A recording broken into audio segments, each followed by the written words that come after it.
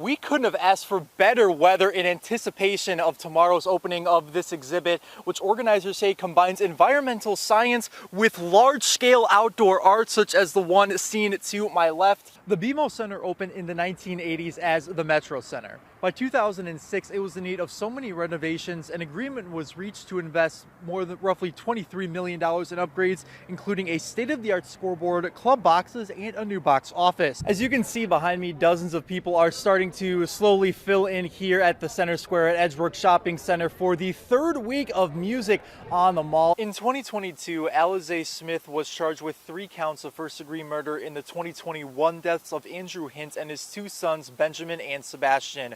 We have a lot more things to worry about in this country. Many veterans who declined to be on camera Friday tell us they don't understand why President Donald Trump wants to rename Veterans Day to Victory Day for World War I. The federal holiday is recognized on November 11th. Veterans Day will always be Veterans Day. President Trump says he wants to rename it so the country can celebrate its victories again. Jesus Pereira served for more than 2 decades in the Army. He says there's a reason why the holiday doesn't target a specific war. Veterans Day really is a day that gets all your prior service members together to celebrate. Reverting back to a reference to World War I probably wouldn't have the same impact. The first commemoration was in 1919 as Armistice Day, 1 year after the Allied nations and Germany signed a treaty to halt fighting on the 11th hour of the 11th day of the 11th month. The official end of the war wasn't until the Treaty of Versailles was signed on June 28, 1919.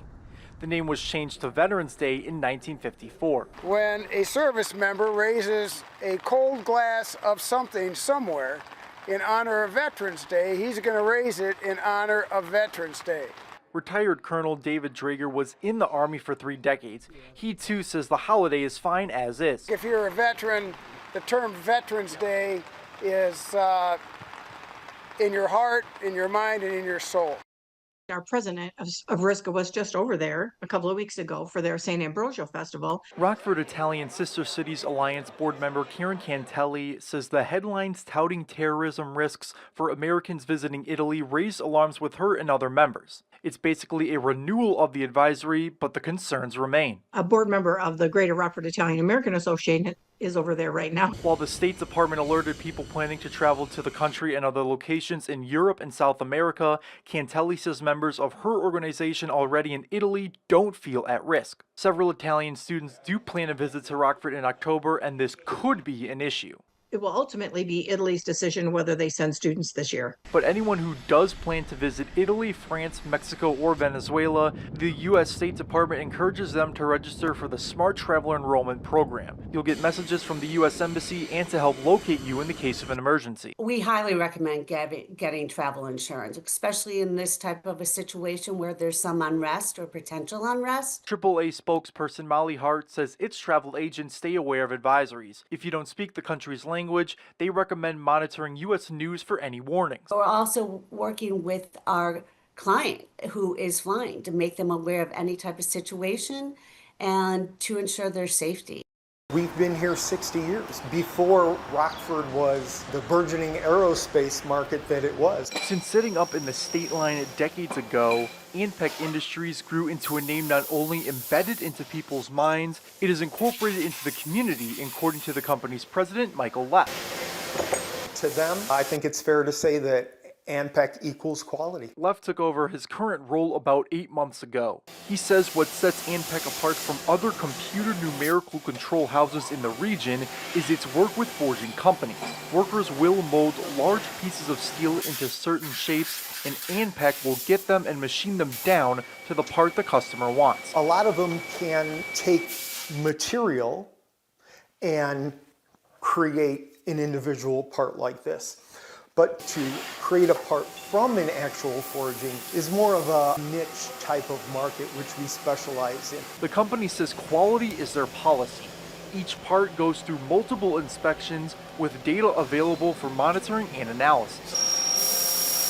Not only has Anpec been in the area since 1968, Leff says the average tenured worker has around 20 years with the company, including Gordon Volker. Did you expect to be working here as long as you have? I didn't, but time gets away from you. You just keep doing what you're doing.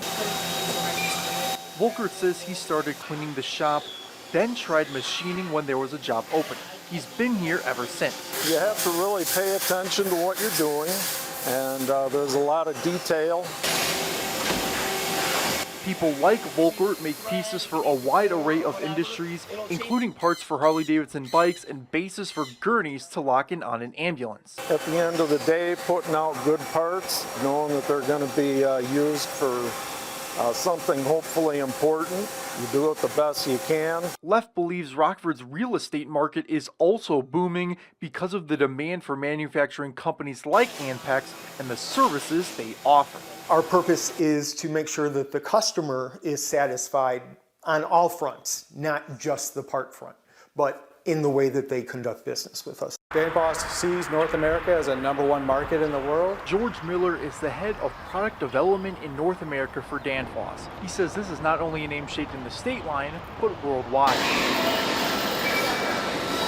Bridge expansion valves was the name of the game for Danfoss when it started more than 9 decades ago. The company expanded to thermostats and power hydraulics in the 1940s and 50s. In 1968, they launched motor drives for sustainability and energy efficiency. With the modern technology in the world, power electronics is becoming a very key enabler for future products, and there's 2 hubs of that in the United States, and one of them is in this region. We have a lot of pride in being able to build those and sell them to the world in that case. It really gives all of our employees a basis to have pride in what we do. Executives estimate more than 5 billion people benefit from Danfoss's products directly or indirectly today. For example, their parts are found in compressors and fans in residential buildings. They also supply technology for firefighters. Looking forward to developing these solutions, and once you get to know Danfoss and their mission, really the sustainability and the efficiency going forward really fits where we're going in the world. From automotive to water and wastewater, they are looking at new ways for their products to increase energy efficiency and reduce carbon dioxide for a more sustainable world. Danfoss says there are thousands of employees engineering the dreams of tomorrow today. A lot of people, they think it's pretty cool, they think it's pretty neat, and a lot of them, I had a few that asked me, it's like, well, how can I get in? A lot of people, they respect the fact that I work here and what I do. I'm just really excited for the opportunity. I think it's going to be a lot of fun. Tonight, Rachel Larson walked around City Market as its new executive director for the first time. The Rockford native frequently attended on Fridays, including recently as a mom with kids. There's so many relationships, taking those and seeing what we can do to improve, but also respect the foundation that's already there. She says she is a fan of the splash pads and the Market Lounge addition as a place for people to cool off. Vendors and attendees add there's a lot to like about City Market. I like all the different type of foods. I also enjoy the live music. The variety of vendors are here. This year something new I tried and enjoyed it. It was something from my sister's recommendations. Those I talked with at City Market Friday also have some ideas to make the experience better. I always feel like the season is short, so maybe if it could be extended longer, like, more Fridays, but other than that, I think it's great. Maybe more things dedicated to children. One time they had a vendor that did like face painting and made t-shirts and everything, and they were, even after we closed, they still had a line. People have asked about a little more variety in the vendors.